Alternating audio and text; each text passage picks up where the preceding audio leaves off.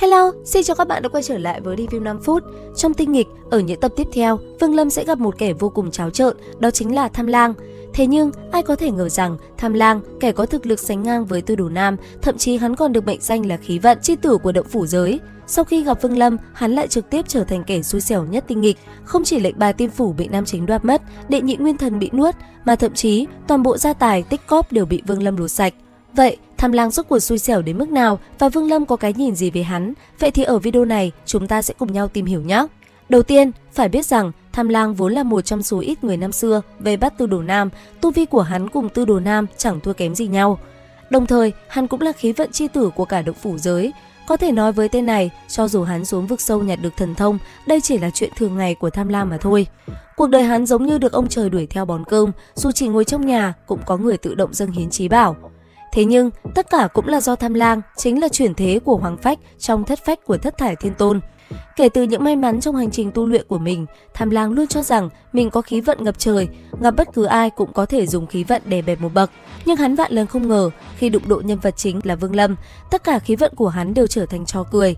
Bản thân hắn lại đi ngược, vô tình trở thành linh vật đặc biệt nhất bên cạnh Vương Lâm. Đến mức ngoài Lý Mộ Uyển, Tham Lang là một trong số ít người có thể khiến Vương Lâm cười thực lòng. Năm xưa, trước khi yêu linh chi địa mở ra, Tham Lang đã xếp kèo giao dịch với Lăng Thiên Hầu. Sau đó, hắn dẫn theo kiếm tiêu thập nhị tử dưới trướng Lăng Thiên Hầu tiến vào yêu linh chi địa. Vốn có chức năng định vị tầm bảo, Tham Lang rất nhanh đã phát hiện ra tấm lệnh bài tiên phủ màu vàng kim tại triều tịch Thâm Uyên.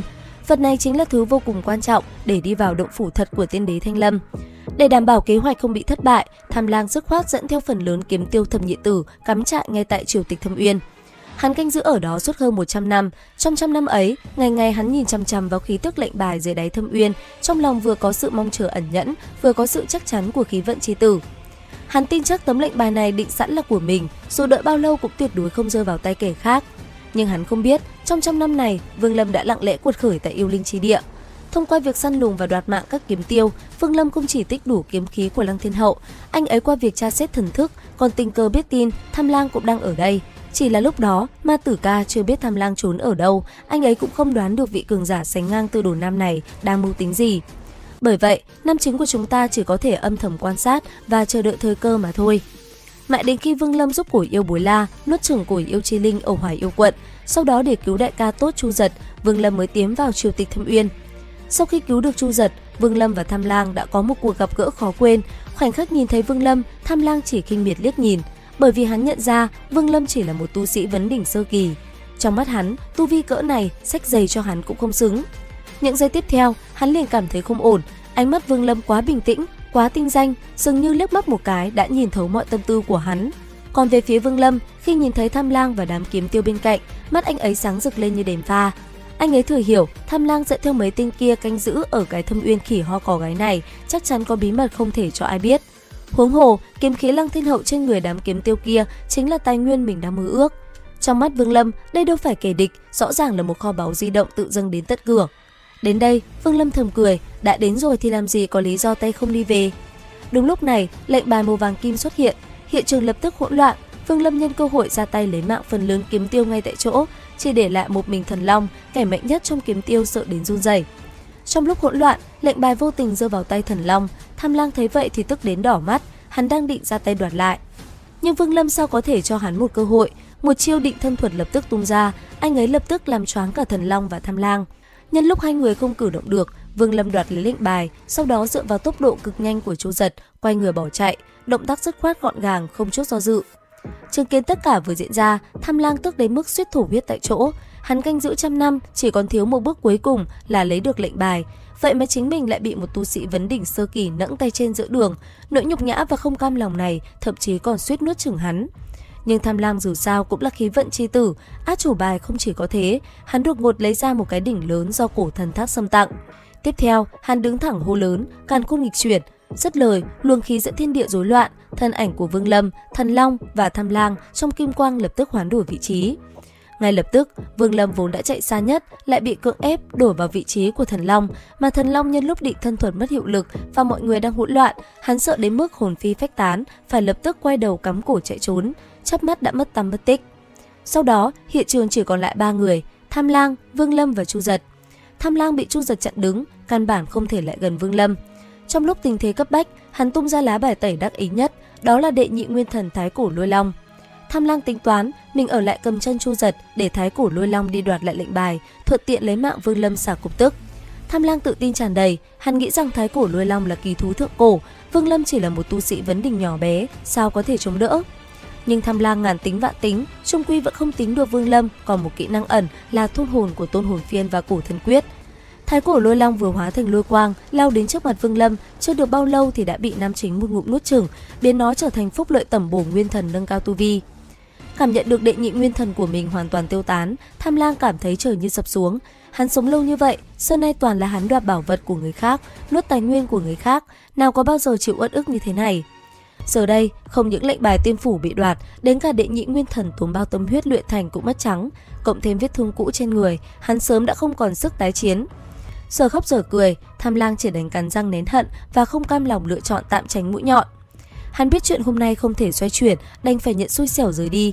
Nếu còn ở lại, chỉ có nước bị Vương Lâm và Chu Giật liên thủ lấy mạng. Bây giờ, hắn chỉ có cách rút lui trước, sau này tìm cơ hội báo thù rửa hận, đoạt lại những gì thuộc về mình. Nhưng hắn có nằm mơ cũng không ngờ, đây chỉ mới là khởi đầu cho cuộc đời bi thảm của hắn. Phong ba vừa qua chưa bao lâu, Thiên Vận Tử, Lăng Thiên Hầu và một đám đại lão lần lượt kéo đến triều tịch Thâm Uyên. Mục tiêu của họ cũng là tấm lệnh bài tiên phủ kia. Đối mặt với ánh mắt lạnh lùng như muốn ăn tươi nuốt sống của Thiên Vận Tử và uy áp mạnh mẽ của Lăng Thiên Hầu, Tham Lang sợ run cả người, hắn chỉ có thể bày ra vẻ mặt đau khổ giải thích. Hắn nhìn mấy tên đại năng kia nói, xem review tại kênh YouTube review 5 phút mới là chuẩn, tinh nghịch mà không xem ở đây thì xem ở đâu. Giao gì đấy? Chúng khét đấy trời. À đùa thôi, đấy là lời mình nói nhá.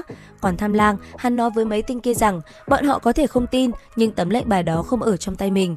Đúng vậy, chính Tham Lang cũng không nghĩ ra nổi, mình đường đường là khí vận chi tử, sao có thể thua trong tay một tên vấn đỉnh sơ kỳ là Vương Lâm, sao có thể chứ, đến một tấm lệnh bài cũng không giữ nổi.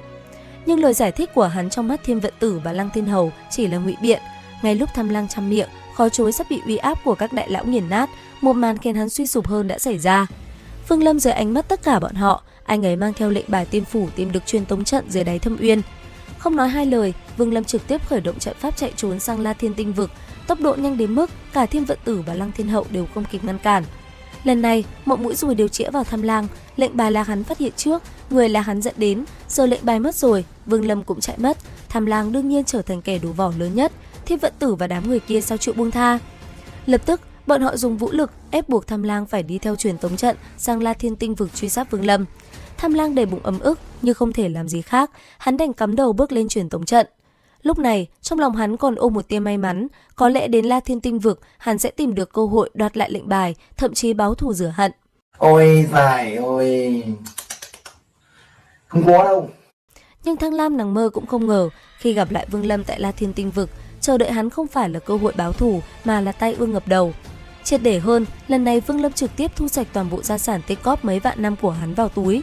Cũng từ khoảnh khắc đó, Vương Lâm từ tận đáy lòng cho rằng Tham Lang đại ca quả thực là một người tốt, mình đang lo thiếu cơ duyên pháp bảo, hắn lại tự mình dâng đến tận cửa. Về sau, mỗi khi Vương Lâm khổ sở vì thiếu thốn pháp bảo, hắn luôn nhớ đến hình bóng đáng yêu của Tham Lang. Vương Lâm luôn mong ngóng ngày gặp lại bảng nhất đại ca, mong ngóng Tham Lang có thể thu thập được nhiều pháp bảo tốt hơn nữa. Dù sao thì một cái kho báu di động lại còn là kho báu chuẩn bị riêng cho một mình, ai nhìn mà chẳng nở một nụ cười dần mất nhân tính cơ chứ. Có thể nói, Tham Lang quả là người đại ca tốt bụng không nào các bạn. Nhớ theo dõi kênh YouTube Review 5 phút để biết thêm nhiều video hơn về tinh nghịch các bạn nhé. Xin chào và hẹn gặp lại.